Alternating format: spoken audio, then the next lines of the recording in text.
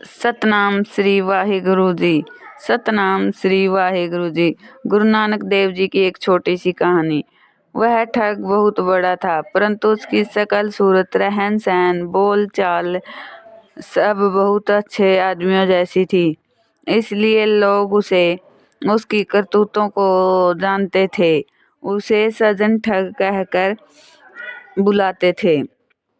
यह बात आज से लगभग 500 साल पहले की है।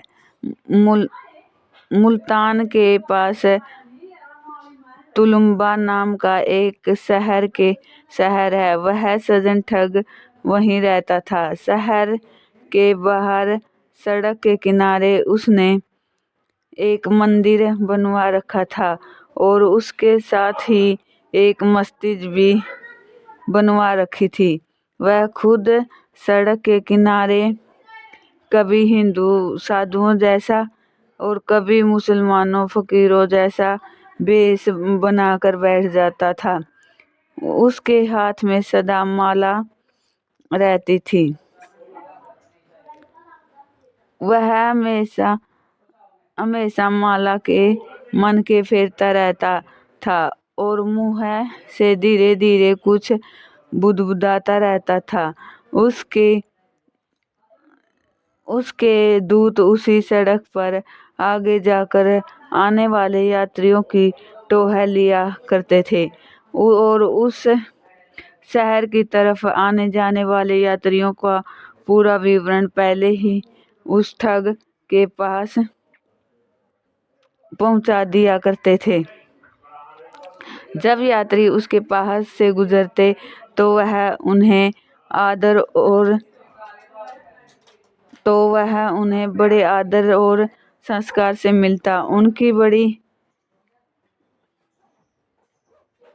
आगवंता करता और अपनी मीठी मीठी तथा गूढ़ ज्ञान से भरी हुई बातों से उनके मन में अपनी सजनता का पूरा विश्वास बैठा देता। यदि यात्री हिंदू होते तो वह उसे मंदिर में ठहरा लेता और यदि यात्री मुसलमान होते तो वह उनके लिए मस्जिद में ठहरने का इंतजाम करा देते, बड़ी रात तक इंतजाम कर देते। वह उन यात्रियों के साथ परमात्मा की धर्म की ज्ञान की बातें करता रहता और फिर जब धक्के माथे यात्री नींद में सो जाते तो सजन ठग और उसके साथी मिलकर यात्रियों को मार डालते, उनकी तलाशों को एक अंधे कुएं में फेंक देते और उनका माल असबाब लूट लेते।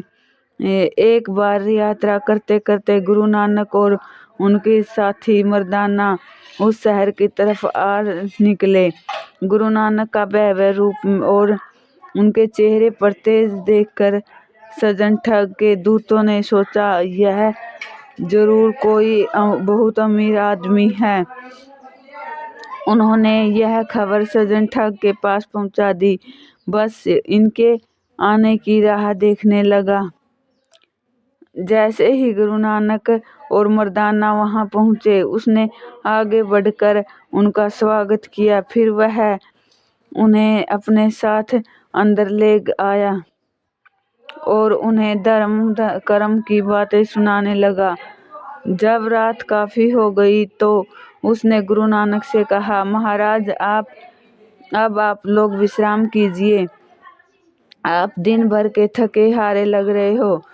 आपको अब फिर लंबी यात्रा पर जाना है। गुरु नानक ने उस ठग की कपट भरी आंखों में झोंका। ठग कुछ घबरा गया। आज तक किसी ने इसे इस तरह नहीं देखा था। गुरु नानक ने कहा, आप तो बहुत बड़े धार्मिक व्यक्ति हो। सोने से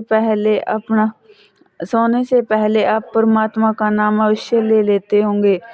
इस प्रश्न से वह कुछ और घबरा गया। उसने कहा, जी हाँ महाराज, मैं सोने से पहले कुछ देर तक परमात्मा को स्मरण करता हूँ।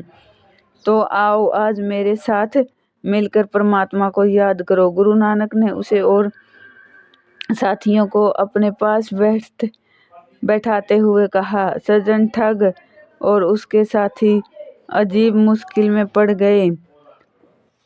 उनकी समझ में नहीं आया रहा था कि किस तरह की यात्री है। फिर भी उन्होंने सोचा थोड़ी देर भजन पूजन करने के बाद ये दोनों सो जाएंगे, तब हम लोग अपना काम करेंगे। मर्दाना ने रब्बा बजाना शुरू किया और गुरु नानक एक शब्द गाने लगे। उस शब्द का भाव था कि हे सजन, कांसे का बर्तन ऊपर से कितना चमकता है, परंतु कितना चमकता है, परंतु उसे जितनी बार धोया जाता है उसमें मैल निकलता है। किसी हवेली को बाहर से कितना ही क्यों न संवारा जाए, पर उस कितनी ही चित्रकारी क्यों न की जाए, परंतु यदि वह अंदर से पोली है वह जल्दी ही गिर जाएगी। अगर अंदर से पोली जल्दी ही गिर जाएगी।